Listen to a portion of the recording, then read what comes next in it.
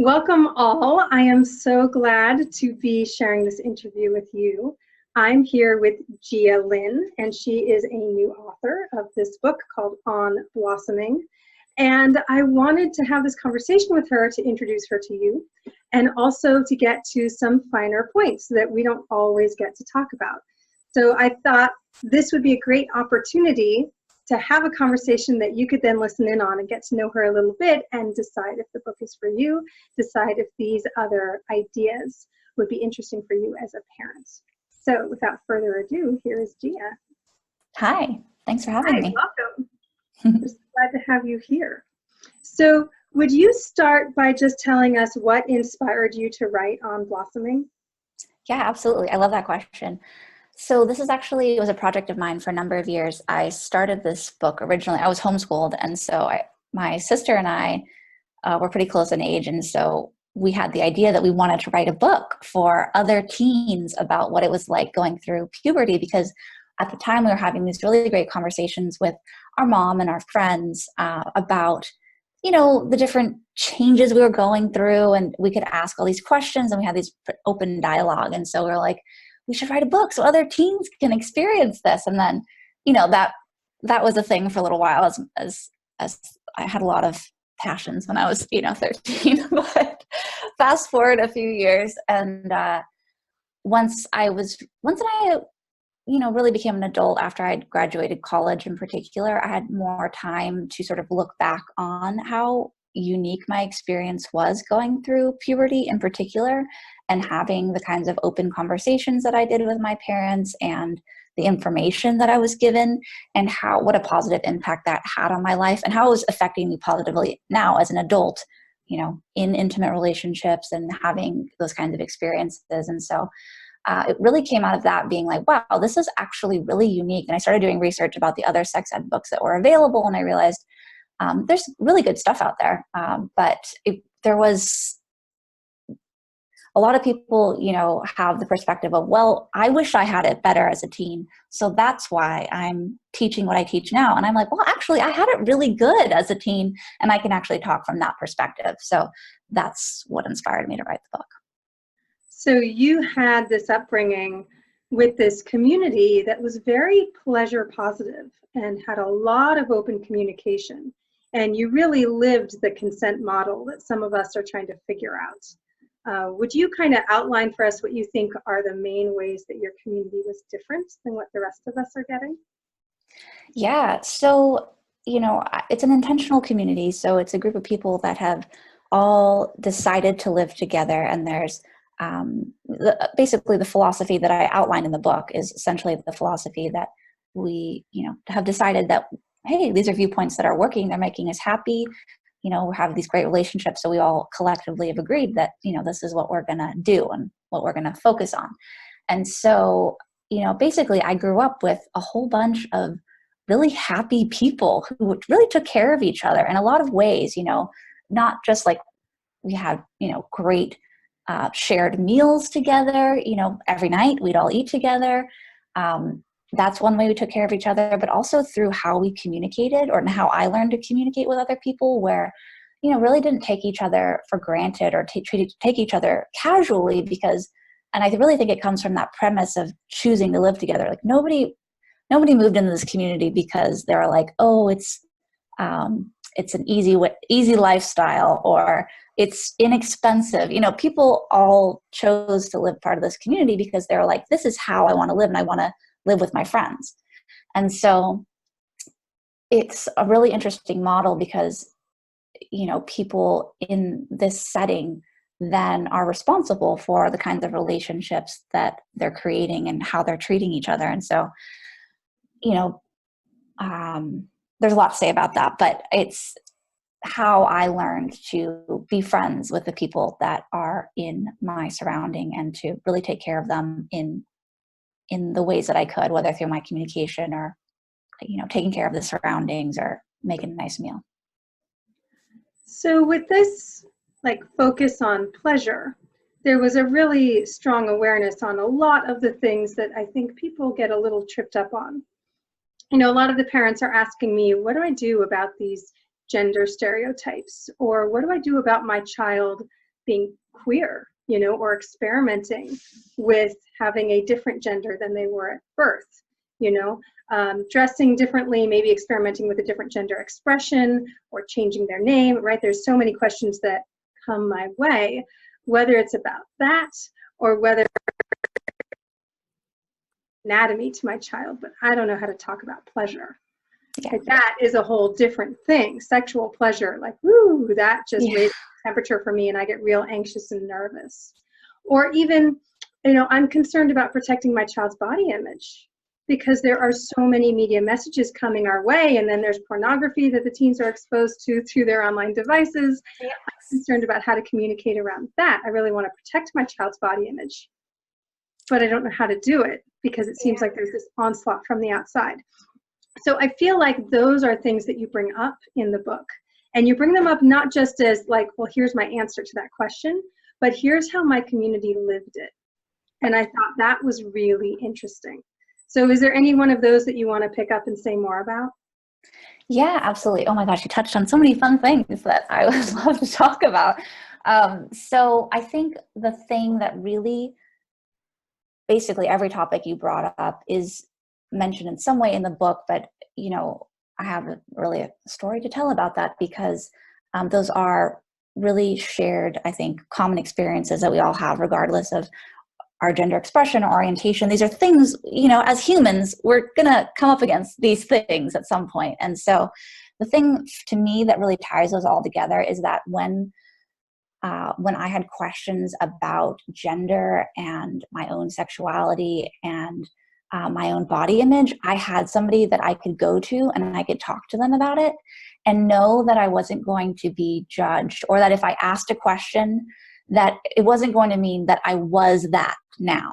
Like, oh, you asked this question, so that means you're interested in that, or that you are, like, nobody was going to try and put me into a box of anything, So, for example, when I was, I remember being really young and I was really interested in women. And I was like, I would have these fantasies. It was like early fantasies. And like, it was even before my notion of what sex was had really even developed. I was pretty young. And I was like, what does this mean about me? Like, does this mean that I'm like a lesbian? And I felt like really like kind of worked up about this. And I was actually able to go and talk to my mom and describe the kind of thoughts I was having. And it wasn't easy. Like, I still felt like it felt like a big deal. It wasn't like I could just be like, hey mom, but I found her one day and she was gardening. And I went up and I asked her like, hey, I have these thoughts. Like, what does that mean about me? And she just told me, she just gave me the space to be like, how you feel is right. We're all interested in different people, different kinds of people. And you can be interested in that. And that's good. Like, you don't have to worry about like, defining yourself by, these thoughts that you have. And so it was really powerful for me growing up then when I entered puberty and I started having experiences with different kinds of people, that I felt like I was free to do that without feeling pressured or like I needed to subscribe to something. It could be more based on, okay, what is the experience I want to have? Who is this person? I'm interested in them, and going from there. So I think that really with the communication that my parents and my friends had with me, they just created this sort of open door where I could talk about the things that I wanted to talk about. So yeah, well, it sounded like it might have gone even beyond that, not just the open communication, but the things that they were really careful about what they did and said and how they treated you. Like, it wasn't just an intentional community. There was a lot of intention everywhere, it seems like. And one of the ones that stuck out to me is the part in the book where you talk about where they never told you you were pretty. Yeah, so that was interesting because I was, I think we get so much messaging about like, oh, looking certain way and certain beauty standards. And I would feel like, gosh, do people think that I would be doubting my attractiveness basically. And I would think like, oh, and I would like look back when I was writing this, I was like, gosh, my parents really didn't talk to me about this. But I realized that was deliberate. It wasn't something they necessarily told me either, like, we're not doing this. They had different goals and different intention for me besides being a pretty person. They wanted me to value other qualities because, I mean, prettiness is so subjective. It comes and goes. It's built on advertising. It's built on things so outside of us and your own choices. And so the thing that was unique about that too is that, I mean, they would say, things, they would acknowledge when I felt good, when I was like really happy, or if I was like feeling like, I really love playing soccer. So, after a soccer game, then maybe we'd won the game or maybe we hadn't, but, I'm feeling really good. And, they would be like, hey, wow, you look great, or you feel good. But it would start with me feeling good. So that's a way that they actually trained me to value how I felt versus how I looked. Because you can, put on some lipstick and do your hair, but if you don't feel good, it's not going to be reflected in, your physical appearance. And so as you're looking forward, if you were to have kids, if you were making choices for your niece, if you were an influencer, would you say that that's something you'd recommend, to nix the talk about pretty and beautiful with girls, to make sure that you're recognizing other things and to include it, or to just not even go there at all? Yeah, absolutely. I think it was Peggy Orenstein, maybe an essay by her. And she was talking about how she was like pointing out how whenever we meet little girls and, like you're meeting your, somebody's niece or something, and like, oh, you're so beautiful, or like, what a pretty dress. And like, that's the kind of things that we acknowledge.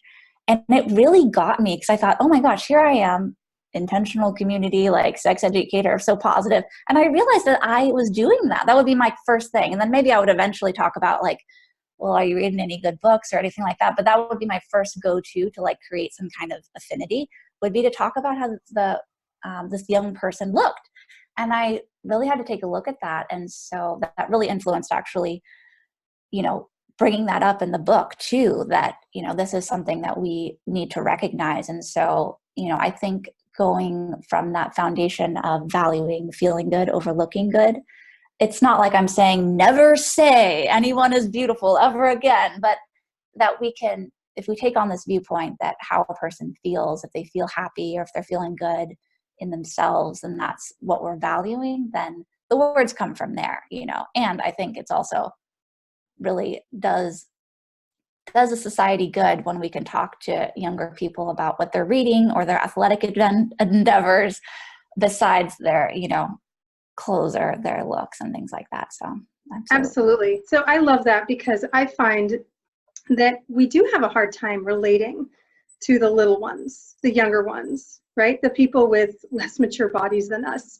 And so the first thing that it feels like you can say is a comment on their appearance, because that's right there in front of you, right? Whereas everything else is somewhat mysterious, right? You don't necessarily know about their friends, or you don't necessarily know about their school day or their hobbies or whatever. And so often we do start there with like, oh, those are really cool sneakers, yeah. or, you look really pretty in that dress.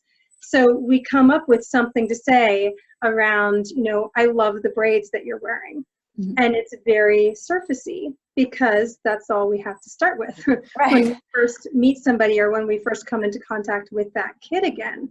And so I find that we often are kind of using it as a warm-up, mm-hmm. as a way to be positive and say something.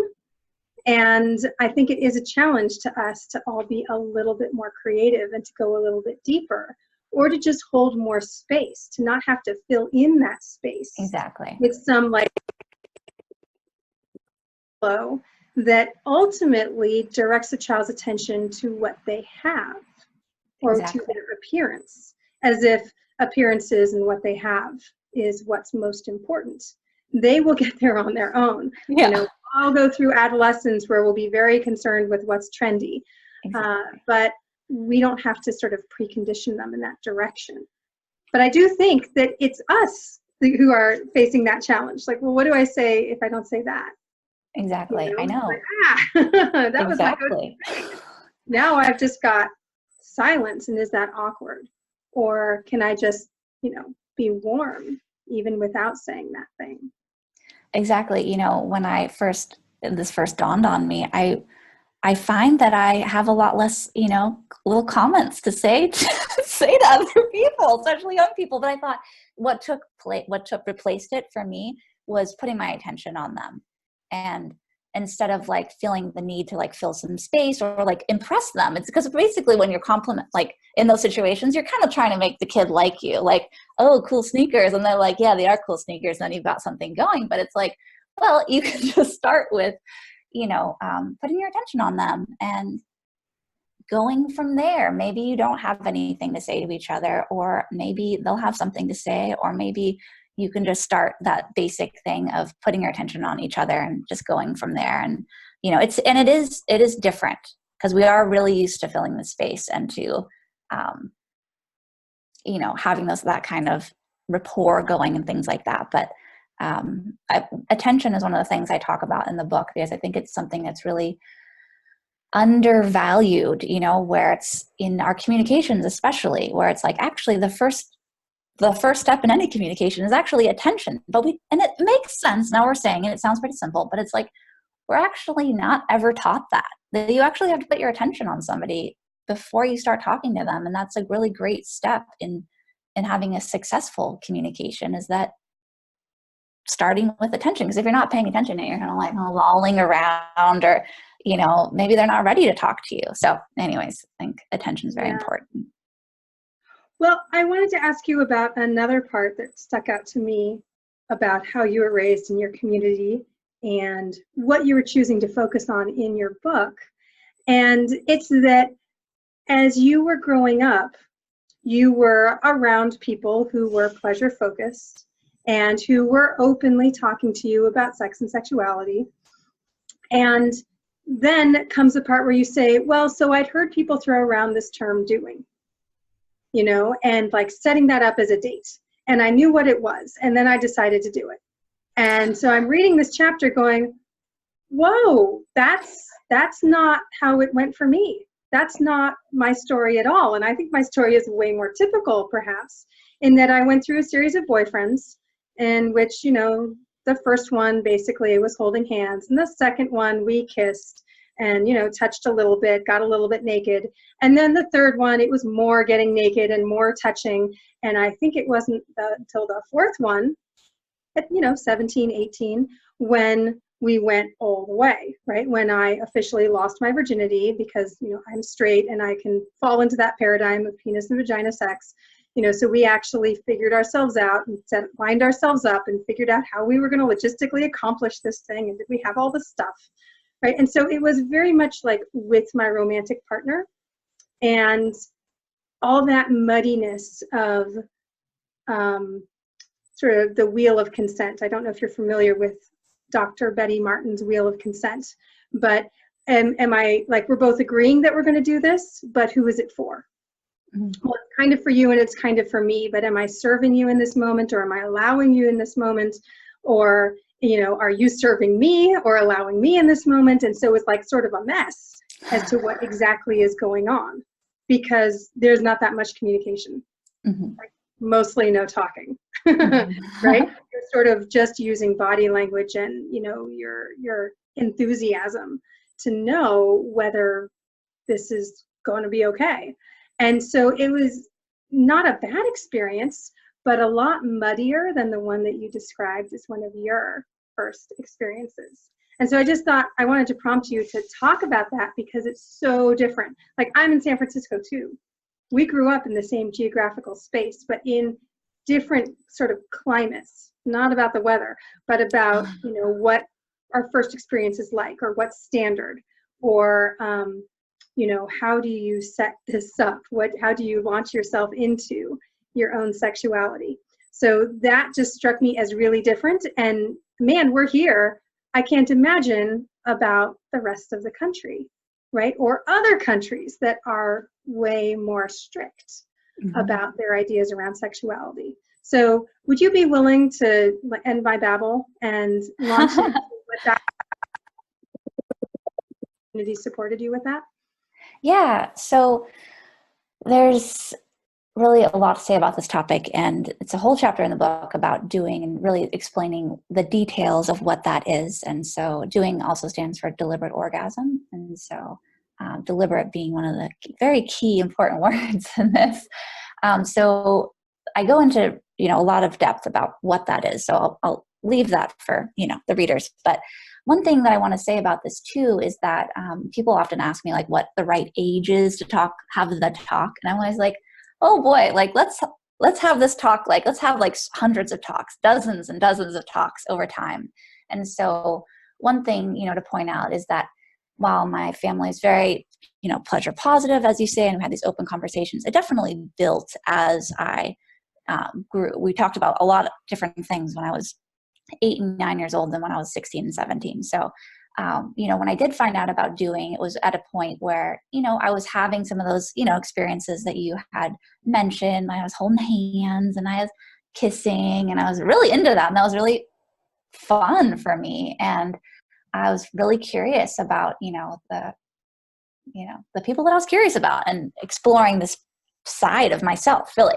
And so, then they explained, what doing was. And so with this kind of really sensuality, it's when both people agree to put their attention on one person's body for pleasure.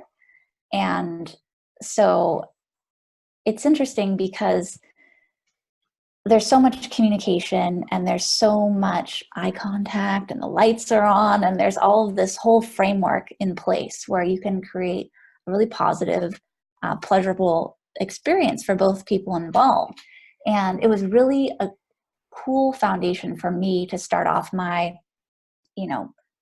sort of sexual path, as an 18-year-old and going forward, because I got to have these fundamental tools in place where I could talk to the other person about what I was experiencing and what I wanted. And here he was telling me what he saw and what he felt and noticed. And, it wasn't necessarily easy to get the words out, because it was like, oh gosh, like it's still, that cultural messaging around, being, you don't talk during sex, that still exists, even if you have a pleasure positive, upbringing. But so it was like a little bit, getting the wheels turning. But wow, it was really, I still remember what he said to me and what he noticed about what he saw in my genitalia. And it was so kind of amazing to have that said, because here there was another person seeing what only I had seen until that point. And it's not even that easy to see. You got to get a mirror, so it really set a really great foundation for me for then when I had other experiences and into my adulthood, because whether I was having a due date or not, or a deliberate orgasm experience, those tools are still in place, where it's like you can ask for what you want, you can make offers, do you want this? And with communication, it's an ongoing consensual act, because you can stop at any time. You don't have to, there's no have to about this. You're doing it for pleasure. So, yeah. But I think the key thing here for me, what makes it stand out, is first of all, the level of communication that is standard, right? That there's so much talking. And second of all, that the focus is entirely on one person. And so there is one person touching the other person. There's very much one person sort of in the role of serving and the other person in the role of receiving. Mm-hmm. And the person who is receiving can ask for what they want, and the person who's serving can make their offers, but it's very clear what the roles are. Yeah. And so you kind of get to relax into that without the fear of, am I being selfish? Am I replicating back? Am I looking right in this moment? Like, I think there's a lot of things that go through people's minds, whether they're new and having this experience for the first time, or whether they've been married, or, whether they're on their 20th partner, where they're like, am I reciprocating enough? Right? Or am I doing the thing that you'll find pleasurable? This is the thing that my last partner liked, but I don't actually know if you'll like it. Right. I hope so. I'm just doing the same thing, Yeah. right? This is doing it right, right? But the level of communication there really encourages you to practice talking about your genitals, talking about touch, talking about feelings, and really doing the consent stuff that a lot of us might have trouble doing otherwise. Yeah, it's, really attention is a powerful thing. I think all those things that you mentioned definitely come up. And so, I think doing is so unique in that since it's not something that many people, practice necessarily in this way. It feels like it's sex, but it's sort of almost like a thing apart because there is so much communication and you both agreed to put attention on one person's body. So you're right. All those things really shift to all that like kind of performance kind of stuff, all that really doesn't need to be there. And you might think about it as it's happening, but oh, I've agreed to do this. And so you can put your attention back on what's happening. And so it's really a powerful thing. And it's a really great way to learn about other people's bodies and learn about your own body. And just explore something new, because I think so often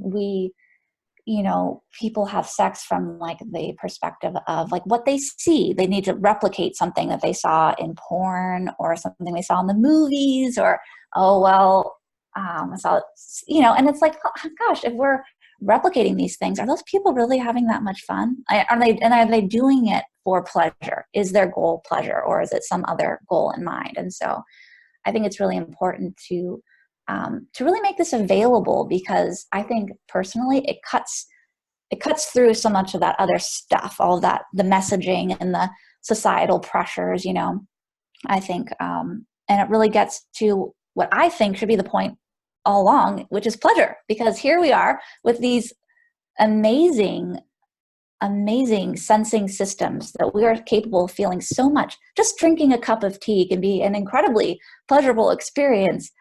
Just feeling the steam against your face and holding the warm cup and the texture of the ceramics. And, people often like, okay, here we are talking about pleasure. And maybe some of the people listening have already tuned out because like, oh, we're maybe sound like they were talking just about sex. But really what I'm talking about is pleasure. And we can get it from so much more than just, something that happens behind closed doors underneath the sheets. It can really be taking a walk or having a really good conversation. We can get pleasure from so many areas of our life. And that's really what I hope people get out of this book, is that it's really a perspective on viewing your life. It's not just like how to have sex or how to do a certain thing. It's really, I think, a way of viewing life from, kind of a shift. Yeah, a different lens. Right. So I totally get that. And I'm a lover of Earl Grey as well. So I really enjoyed that part of your intro, talking about making yourself the tea. And I'm like, I love tea. So that's great. I love that we have that in common. That's fun. Well, I think we've talked quite a bit. And, there's that part of me that just wants to read the book out loud to people. But everyone, if this was an interesting conversation, if you're curious to see more about how Gia's intentional community raised her, how her parents chose to do things, what her experiences were like with this very open community, this very pleasure-centered community, and of course more on doing, then you're just going to have to come check out the book, which will be in all the regular bookstores. Is that right? Yeah, so it's available on Amazon and Barnes & Noble, and you can also purchase it through IndieBound, which is a way to order books through independent bookstores. And it's going to be available here in the Bay Area as well. Actually, the San Francisco library system will have many copies, and as well as the UC Berkeley Library. Pegasus Books is going to be carrying it, so it's going to be easier to find it online. So highly recommend checking it out on Amazon, on Blossoming. Great. Yeah. And so, I'll put a link to that underneath this video so people can click right to Amazon. But also, what about your book launch? I think you've got a party coming up here in the Bay Area, and I don't know, are you planning a tour or something? What's going on with the launch? Yeah, so it'll be launching here in San Francisco at Manny's on May 7th. So Manny's is right by 16th Street BART in the Mission, and so it's very accessible. And it'll be from 6 to 9 p.m. on May 7th. So it's a Tuesday. And so this event's going to be really fun. We're going to have different speakers, some local sex educators, and a woman who created this great music video that has to do with consent. So there'll be different people presenting on their perspective of pleasure-focused sex education. And then also we've got these amazing door prizes from around the world.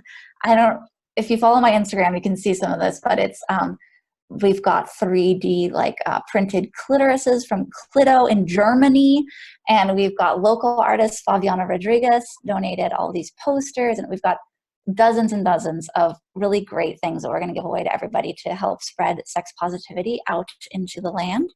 And so it's going to be a really fun event. And then if you want to get on my website, gialynne.com, GIALYNNE, I'll be able to post. You'll be able to read updates about a launch. I'm getting together events in LA and Portland and New York, so stay tuned for that. All right, awesome. Well, I'm honored that you invited me to be present at the launch. And when I heard about it, I was like, oh yeah, I'm totally there. I want to connect with all these people. I want to get my 3D printed clitoris. I want all the things. And then of course I checked my calendar and was like, oh, workshop. I'm already booked that night, so I probably won't be there. But you never know. Maybe, I will. Maybe I can fit them both in. But unfortunately, I think I will be missing it. So I kind of wish that you were broadcasting it live somehow. Actually, it will be broadcast live on my Patreon. So if you're a Patreon subscriber, you'll be able to watch it there. Oh, cool. Awesome. Yeah. Well, anyone who's a Patreon subscriber, you can check that out too. Yeah. So thanks for tuning in for this interview, and maybe we'll see you at the book launch party. Definitely check out the book. And thank you to Gia for taking the time to talk to us and tell us about your experiences, because I think people are curious about leaning into the kind of childhood that you had, and at the same time, wondering just how will my kids turn out? Like, just what does that really mean if I do things differently? And so I think your perspective is really, really valuable.